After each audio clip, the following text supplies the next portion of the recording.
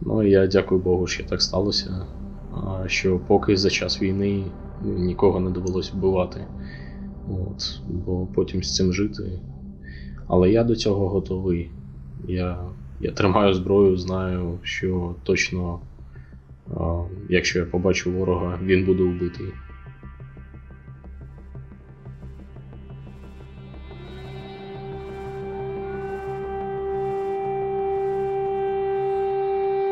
When Vladimir Putin ordered his forces to invade Ukraine in late February in an act of bloodthirsty, unforgivable aggression, he forever changed the lives of the more than 40 million people living there. And today, we'd like to introduce you to just some of them. This starts in Lyon, France, where a few weeks ago we met Irina Belus, a Ukrainian game developer and now refugee, as well as her parakeet Blinchik, who together had fled their home in Kyiv to escape the Russian invasion.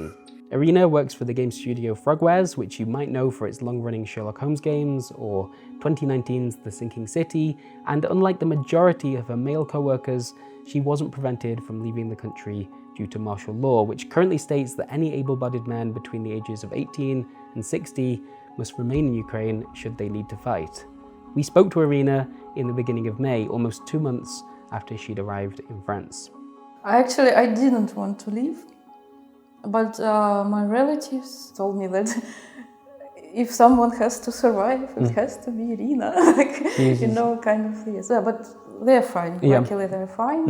And it was very difficult for me to make the decision. I think I was crying for 2 days, constantly, packing my bags and crying like a child. But now it's better. I don't cry anymore. I'm strong. So I went through Poland. I stayed there for 2 or 3 days to get some rest. And then I came here, which was a long trip. It was 28 hours. How many other people from Frogware have also managed to evacuate? Some people are girls, of course, are in Europe. Some people are in Western Ukraine. Many people stay in Kyiv.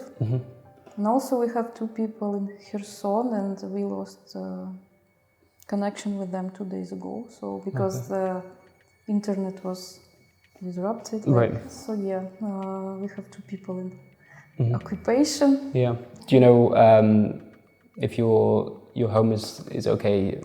It's okay, yeah. I remember on the second day of war, some tanks could come to Kyiv, even to my street. It's a wide street avenue. And it was the first time I was not afraid, but very angry, actually. Right. I wanted to learn how to make, Molotov and to hit the tank, but luckily they were pushed away, these tanks, and destroyed. So it was only on the second day, but it was an experience. I can't even describe this. So. Did you ever expect that something like that would happen, like that Russia would be so aggressive?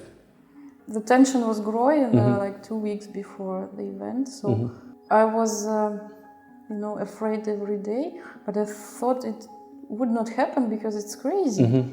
I didn't believe it, and also my grandfather, who is wise and older than me, he said that Russia would not dare to attack Kyiv because it's kind of a symbol for them. Yeah. But you see, they attacked, so no symbol.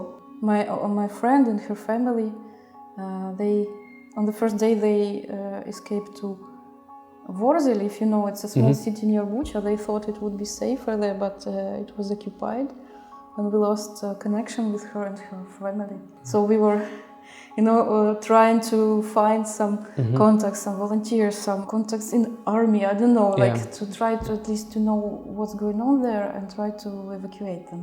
But luckily, there was some green corridor, so they could escape. Okay. And they stayed in this occupation for 12 days, and luckily no one was injured, but their home was destroyed, the car is destroyed, Yeah, they got sick of this cold in the basement, so. But they could escape even with cats, with dogs, so everyone is safe. And it was a great relief. She's scared, and I think, okay, now maybe I can also move to Lyon because now my mission is complete. I didn't do anything, just called to some volunteers, tried to find some contacts, but like, okay, this is fine, Yeah. now it's better, now I'm not so constantly anxious and nervous, so. Yeah. Do you know how long you intend to stay here? I already bought a ticket home. I bought it, but I need to monitor the situation, yeah, so if everything is more or less fine, I'll come home. Sorry if this is an obvious question, but like, why do you want to go back so quickly? What's For me, it's not so quickly, actually. For me, it seems like a year passed, you know. It's nice here, like the city is very beautiful, the flat is nice, but it doesn't feel like home. I'm kind of alone here. I'm not so social, but anyway, my friends, my relatives, my other two birds. It's safer in Kyiv now. I know that the war has not ended yet, but I agree to stay there, even if there are some, you know, bombings or explosions. I don't know. I think it would be better for me. Maybe not wise, but yeah. I know. I think a lot about it. Like, is it wise to go home now? But I understand that how to say, I cannot stand staying not at home. In the weeks following this interview, Irina did, in fact, decide to return to her home in Kyiv, along with Blinchik, of course. And since then, after weeks of relative calm in the capital itself, Kyiv has once again been bombarded by Russian missiles in just the last few days. I don't know what to say about that. Honestly, I really don't. In what world could this woman who makes video games about Sherlock Holmes for a living and adores her pet birds possibly deserve to go through something like this? What has she done that means it's reasonable for her to be taping up her windows to ensure they don't shatter if an explosion rips through her street as she sleeps? There are no answers to those questions. They are not real questions. This is bullshit. Before we left Lyon, we headed across town to meet Wael Amor, Frogware's co-founder and CEO. Born in France, he moved to Ukraine some 22 years ago to start the studio, which has since grown to around 100 employees, including Irina. When Ukraine was attacked in February, Wael was already living here in Lyon, where he's been attempting to manage the studio and his employees' safety remotely. It was Wael and his partner who'd helped arrange Irina's evacuation through Poland, and that apartment we'd just been to, that belongs to a friend of theirs who'd offered it to Irina free of rent. I asked Wael about his role in all of this in those first days following the invasion. The first thing that we did is to make sure that everyone was in contact. So we stopped work because there is no sense or possibility to work. We have a part of the team which is in cities that are bombed. Many people get on the road, trying to find a place to go. Some people start leaving the country on the very first day. And we try to keep a cohesion where people are communicating, they are here together, and then we help some people to leave the country, some to find accommodation. Not knowing if there will still be a studio tomorrow, because the heart of the attack was Kyiv. Our offices are there, even if we've been remote working for a long time, we still have our infrastructure, etc. So we couldn't know. And that took easily 2-3 weeks. Some people leave to go to help forces, some to volunteers, some are drafted. We could achieve a level of stability at the end of March, and say, okay, now we need to continue to work. The reasons are clear. It's to feed the people. We cannot do it as we used to do, meaning competing with the rest of the world on the quality of our title. We need to be a little bit smarter and balance our risk and possibility of gain and survival. Yeah, so that's the goal for the time being, is to keep the studio going, make sure it still exists at the end of this conflict. Well, it could exist. I mean, a company doesn't close by itself, but it is hard to concentrate. It's hard to focus on doing some work. We have drama happening every week, whether for people directly or for their families or friends. So you have some people that are popping and leaving. You have people in occupied territories. Irina was saying that a couple of people, you've lost contact with them since that's happened. But for the most part, is everyone safe? Do you know where most people are, except for those examples? Yes. Yes. And I have information about absolutely everyone, yes. Yeah. I've seen some people talking about whether it's their jobs or businesses in Ukraine, that once the conflict hopefully comes to an end, there'll be a role to play for companies like Frogwares to make money and help rebuild Ukraine to some extent. You know, that there's almost a national duty. We have around 100 people working with us, right? That's 100 families. That counts for 300 to 400 people, right? Yeah. So if you multiply that by 100 companies like Frogware or 1,000 or this and that, it is as much that doesn't have necessarily to come as international help. And this is what we are doing because we are forced to put profit, you know, as a second or third objective, and we'll do it as much as we can afford to do. Yeah. In reality, for small private companies like us, well, I'm not sure we'll be in any program or anything like that. Yeah. Traveling back home after meeting Irina and Weil felt pretty fucking weird, to be honest with you. We spend a lot of time talking to game developers, and sometimes those interviews are even about difficult topics, but nothing like this, not even close. I'm not used to asking people about the tanks they can hear outside their windows. After getting back home, I asked Frogwares if there was anyone still in Ukraine who we'd be able to speak to via video call, and they put us in touch with 3 more employees. 2 of them, Sergey and Rostislav, were in Kyiv when the attack began, just like Irina. Rostislav decided to stay there despite the danger, while Sergey evacuated into Western Ukraine. How safe have you felt, like, in the area that you live in? Yeah, that's the thing. Like, because I'm in the center, I know that if they do try to, like, use nukes or something, I'm in the blast radius. There's no saving from that. But if they're trying to do what they were claiming to hit military targets, I have a school in front of me, so that's not a military target. So I was more afraid of the saboteurs or stuff like that. And we had some, obviously. So we had a few nights where you were hearing the rifles shooting and stuff like that. And on the news you could hear about the attack on a hospital. A lot of people were wounded.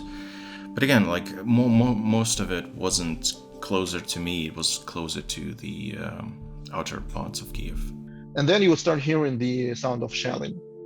I was like, boom, boom, boom. And it could go on for minutes, 10 minutes, 20 minutes. It wasn't in Kyiv, but you know, it's not a good sign. It was really surreal. I mean, that's the only way I can use to describe it. It was surreal, and it was scary, hella scary. So you never properly considered, like, leaving the city and going, like, west or to a different part of Ukraine? If it gets really bad, then obviously I have to leave, because nobody needs me here if I'm wounded or dead or something like that, obviously. I need to be safe. Even like from the economic point of view, like, if I'm working, it's good for the country. Has it felt surreal at all to be working, like, in the games industry while all of this is happening around you? It's something that keeps you sane, I think, because again, it would be really easy to get sucked into reading the news. Yeah. My experience from Donetsk, right, it kind of makes it easier. We would, when CNN came to Donetsk at one time, and they went to the MH17 crash, and I was with them. I was a fixer, and we were there while they started loading the bodies, and it was really hot, and the bodies smelled awful. And again, that's something, I guess that is something that stays with you, and that is, I mean, you can say that, you're a veteran of Putin wars. It's the second one, and we've been through this. In all the interviews, at some point, people have talked about very shocking things. Like, even in this one, you mentioned earlier the fact that you have to think about the fact that you are in the nuclear blast zone. But the The way that stuff is talked about, I had it when I was speaking to Ira and Sergey as well, it's often either kind of not quite joked about, so maybe a little bit of dark humor, or kind of said kind of matter-of-factly when it's a really big thing to hear. It's not like "guess I'll die" meme, but it's because we had to go through so many huge changes, and because we had this bully neighbor all this time who's always like a ticking bomb, people were always mentally prepared that something bad can happen. But then again, like, it depends on who you talk to, because some people who went through some real horror, they react completely differently. Right. My friend had an encounter with a friend of theirs who actually was near the Dorogorichi TV station when the rocket hit, and he had to move the dead bodies, and he was completely shell-shocked. He was just completely out of it. I mean, he couldn't cope with it normally, because you shouldn't be able to. Like, people shouldn't cope with that. Kyiv has been relatively safe, and at the same time, when I think about it, it's like 5 hours of walking, or like 15-20 minutes in car to Bucha, and everyone saw in the world what was happening there. This was happening literally at our doorstep, and we are unaffected while people were living through hell. And I'm sure my reaction to some of the stuff is going to be more of a haha coping mechanism, while for them it's going to be completely different. Okay, so the final person we're going to hear from is Bogdan Chepavi, a 24-year-old game artist who signed up to join the Ukrainian armed forces as the invasion first began.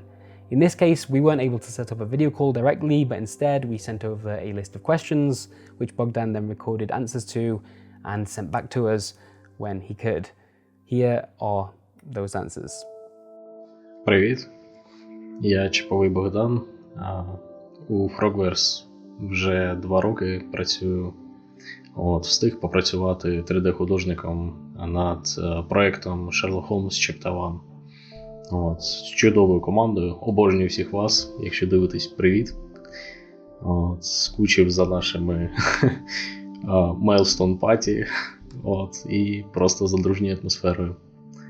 Так. Рішення піти, брати до рук зброю, захищати країну, воно точно було непросте. Але я з сім'єю перед війною ще всі нюанси так ми обсудили, там обдумали, і я точно знав, що я піду в разі нападу Росії на Україну, що я піду у лави тероборони, адже спеціальності військової у мене немає. І тому так і сталося. Так, на другий день війни я вже там. Я дякую Богу, що так сталося, що поки за час війни нікого не довелось вбивати. Бо потім з цим жити. Але я до цього готовий. Я тримаю зброю, знаю, що точно, якщо я побачу ворога, він буде вбитий. Щоб гідно його зустріти. Отак от. Але поки все безпечно. Знову ж таки, куди далі нас перекинуть, я не знаю. Гадки не маю. У мене точно немає ніяких сумнівів у тому, що Україна переможе у війні з Росією. Бо це реально вільні люди, українці, які стали на захист своєї батьківщини. Бажаю всім сили, духу. Просто, люди, тримайтеся. Ми переможемо. Все буде добре. Ціна свободи, вона, на жаль, дуже велика. There is absolutely nothing I can say to end this video that will make any of this make any more sense. The invasion of Ukraine, as you already know, is catastrophically wrong. The people you've heard from in this video and so many more like them should not be going through the things that they're suffering through right now. But any kind of ham-fisted conclusion from me to wrap this up, completely useless, doesn't help anyone, doesn't serve any good, I don't think. So instead, what I'd like to say is that the advertising revenue from this video we're going to donate to Razom for Ukraine, which is a non-profit human rights organization that right this very second is sending medical supplies and humanitarian aid to the people of Ukraine. And if you would like to chuck them a few quid as well, you should see that there's a fundraising event happening underneath this video where you can do that directly through YouTube. We'd really appreciate it. And I don't know what else to do, so that's what we're going to go with here. Please take a look at details below. I should also say thank you so much to everybody at Frogwares who shared their story with us here. If you'd like to support the studio more directly, I'd recommend taking a look at their Twitter page, where amongst the more typical marketing posts about game releases and console ports, they're also chronicling the invasion of Ukraine, their home, day by day. Hopefully one day People Make Games will be able to visit their Kyiv studio for ourselves and see it thriving in a safe and independent Ukraine. Thank you for watching.